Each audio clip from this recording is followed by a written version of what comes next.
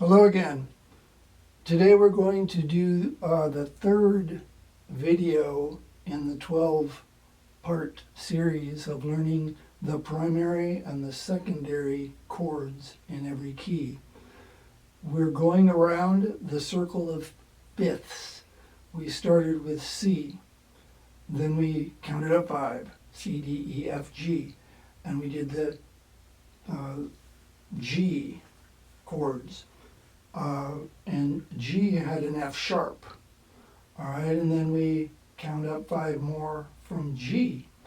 G, A, B, C, D. D is the key that we will be doing today. And to figure out the chords, if we put hands in the D position, your right hand thumb will be on D, and you have F sharp with your middle finger because that was in the key of G, and you always keep whatever you had before. So it's D, E, F sharp, G, A. All right, so for the 1, the 4, and the 5, the 1 chord is the D chord, which is, all right, then the 4 chord, which is where my 4th finger is the G chord. And the 5 chord, which is where my little finger is the A chord. And those are all major chords. All right, if I played the G and the A in root position, I would have to put my thumb on the G, and then my thumb on the A, and there will be a C sharp. That's the 2nd sharp in the key of D. But I'm not playing them in root position. I'm playing first inversion. And so if I, instead of going A, C sharp, E, play C sharp, E, A, and then play it down here, that's close to the 1 chord, the D chord. So I'm playing, I will play the D chord first, followed by the A first inversion, and then the G first inversion. All right, so if I play the D chord, then just reach out with my thumb to the black note, C sharp, and it's C sharp, E, A. Then we move down 1. You do not play C. C is not in the key of D. So the G chord, first inversion, is B, D, and G. And then at the end you just play your 2 and your 4. Your 4 will be on the black note. And your left hand will play the rest of the chord. All right, so if I have both hands in the D position, like before, with my left hand, I'm not playing the middle note of the chord. So I'm playing 1 and 5, reach out with my pinky to the black note, C sharp, move them both down to white notes, come back to the first one, which was D.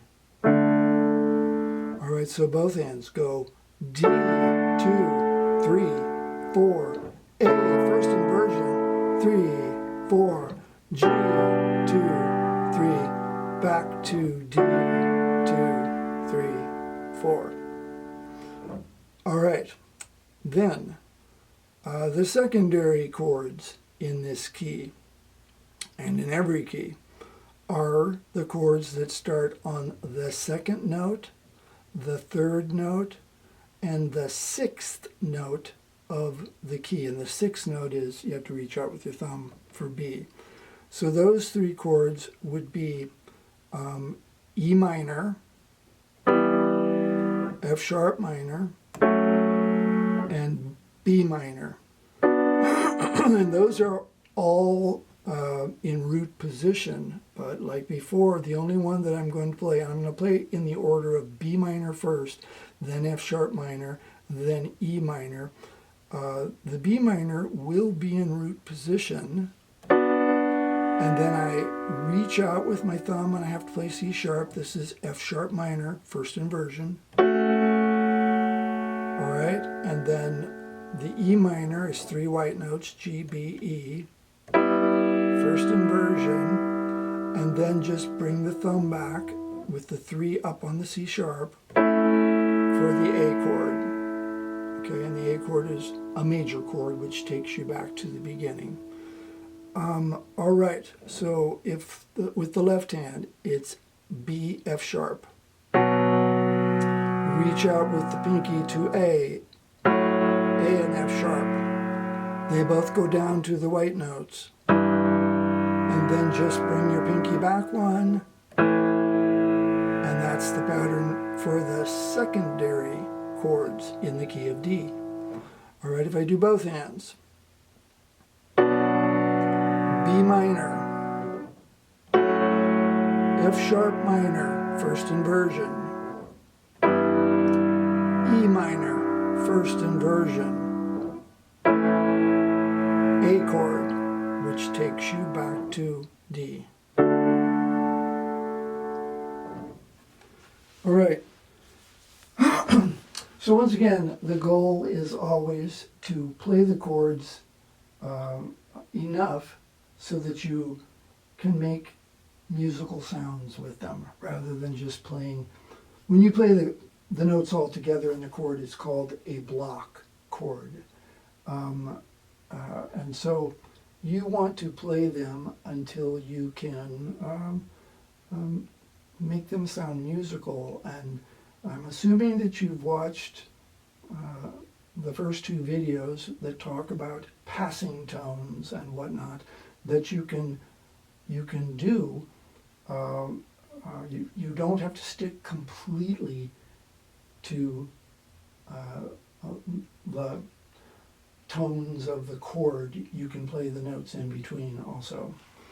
So if once again, we've done this where we count to 4. So I go D, 2, 3, 4, A, 2, 3, 4, G, 2, 3, 4, D, 2, 3, B minor, 2, 3, F sharp minor, 2, 3, 4, 2, 3, and back to A, 2, 3, 4. So then the idea is I'll first just use the chord tones.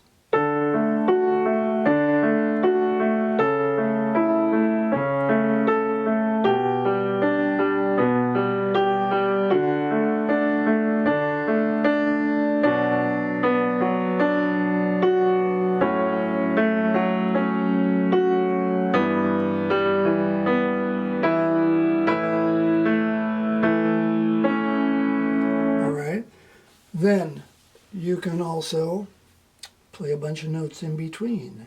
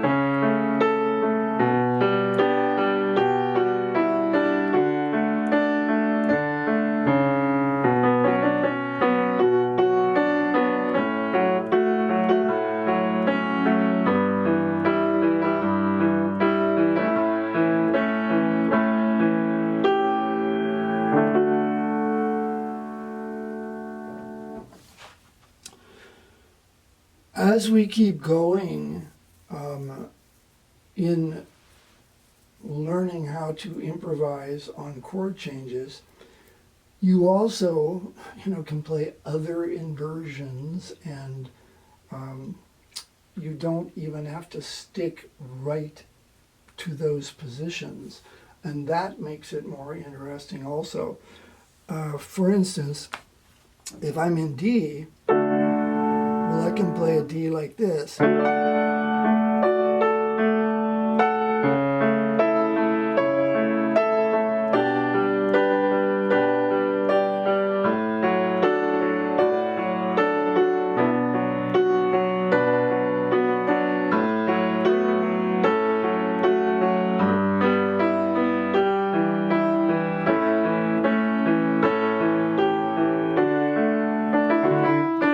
So we'll keep, expanding it as we go forward, but just say that it's not necessary to stick completely to the beginning pattern.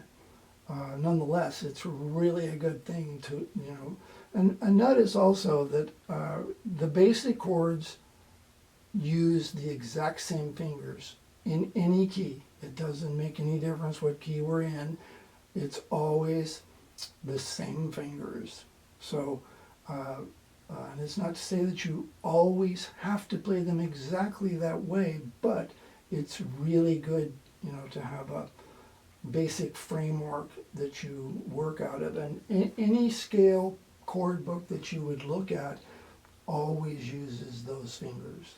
So they're universally accepted as the most, common fingers that one would use. All right, this video is not going to be quite as long as the previous ones, but the next video we will go up 5 again, and if you count up 5 from D, E, F sharp, G, A, it will be the key of A, and A will have 3 sharps. So we keep adding 1 and keep going that way. Anyway, I hope this helps you, and there'll be another one. Number 4 will be coming in a bit. All right, bye-bye.